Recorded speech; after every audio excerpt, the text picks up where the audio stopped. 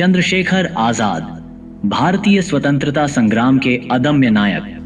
प्रारंभिक जीवन और शिक्षा।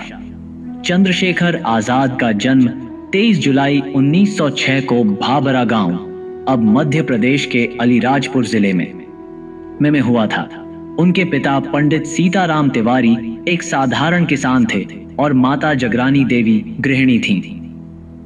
आजाद का बचपन गरीबी में बीता, लेकिन उनकी मां चाहती थी कि उनका बेटा शिक्षित हो और संस्कृत का विद्वान बने। चंद्रशेखर ने अपनी प्रारंभिक शिक्षा गांव में ही पूरी की। बाद में उन्हें बनारस, काशी भेजा गया, जहां उन्होंने संस्कृत और शास्त्रों का अध्ययन किया। बनारस में अध्ययन के दौरान ही उनकी मुलाकात स्वतंत्रता संग्राम के कई क्रांतिकारियों से हुई। उनका मन देश की दुर्दशा देखकर व्यथित हो गया और यहीं से उनके भीतर स्वतंत्रता संग्राम में भाग लेने की चिंगारी सुलग उठी। जलियांवाला बाग कांड का प्रभाव। 1919 में जलियांवाला बाग हत्याकांड ने चंद्रशेखर के बाल मन को गहराई से प्रभावित किया। इस घटना ने उन्हें ब्रिटिश साम्राज्य के प्रति आक्रोश और स्वतंत्रता संग्राम में शामिल होने की प्रेरणा दी। जलियांवाला बाग की निर्दोष हत्याओं ने उनकी सोच को हमेशा के लिए बदल दिया और उन्होंने ब्रिटिश शासन को खत्म करने की ठान ली। असहयोग आंदोलन और पहला गिरफ्तारी अनुभव। 1921 में जब महात्मा गांधी ने असहयोग आंदोलन शुरू किया तो चंद्रशेखर आजाद मात्र 15 वर्ष की उम्र में इसमें शामिल हो गए। ब्रिटिश सरकार के खिलाफ प्रदर्शन के दौरान उन्हें गिरफ्तार कर लिया गया। जब उन्हें न्यायालय में पेश किया गया तो न्यायाधीश ने उनका नाम पूछा। उन्होंने गर्व से कहा, मेरा नाम आजाद है। पिता का नाम? उन्होंने उत्तर दिया, स्वतंत्रता। पता? उत्तर मिला, जेल। उनकी इस निर्भीकता ने सभी को हैरान कर दिया और यहीं से उनका नाम आजाद पड़ा। हिंदुस्तान रिपब्लिकन एसोसिएशन HRA में योगदान। महात्मा गांधी के असहयोग आंदोलन को समाप्त करने के फैसले ने कई युवाओं को निराश किया, जिनमें से एक चंद्रशेखर भी थे। उन्होंने महसूस किया कि केवल अहिंसा के माध्यम से स्वतंत्रता प्राप्त करना मुश्किल होगा। इस विचार ने उन्हें क्रांतिकारी गतिविधियों की ओर मोड़ा। 1924 में वे कानपुर में राम प्रसाद बिस्मिल और अन्य क्रांतिकारियों से मिले और हिंदुस्तान रिपब्लिकन एसोसिएशन HRA में शामिल हो गए।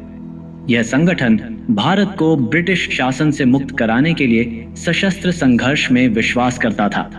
चंद्रशेखर ने संगठन के लिए धन जुटाने और नए युवाओं को जोड़ने में महत्वपूर्ण भूमिका निभाई। काकोरी कांड 1925 में चंद्रशेखर आजाद और उनके साथियों ने ब्रिटिश सरकार के धन से भरी एक ट्रेन को लूटने की योजना बनाई। यह घटना उत्तर प्रदेश के काकोरी स्टेशन के पास हुई, जिसे काकोरी कांड के नाम से जाना जाता है। इस साहसिक कदम ने ब्रिटिश सरकार को हिला दिया। हालांकि इस घटना के बाद कई क्रांतिकारी पकड़े गए और राम प्रसाद बिस्मिल सहित 4 नेताओं को फांसी दी गई। चंद्रशेखर आजाद इस घटना के बाद भी पुलिस की पकड़ में नहीं आए और उन्होंने संगठन को पुनर्गठित करने का काम जारी रखा।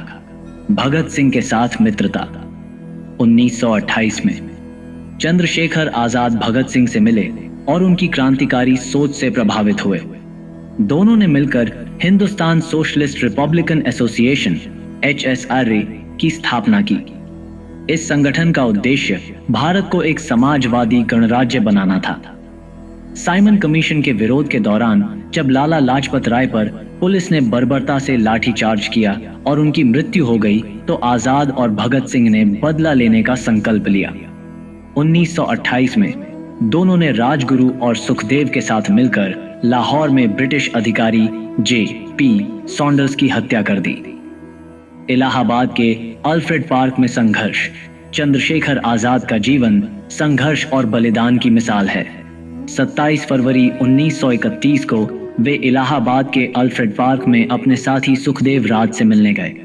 किसी मुखबिर ने उनकी सूचना पुलिस को दे दी और उन्हें चारों ओर से घेर लिया गया। आजाद ने अपनी आखिरी सांस तक अंग्रेजों से लड़ाई की। उन्होंने कई पुलिसकर्मियों को घायल कर दिया और अंत में अपने पास बची आखिरी गोली से खुद को गोली मार ली ताकि वे अंग्रेजों के हाथ न लगें। विरासत और प्रेरणा।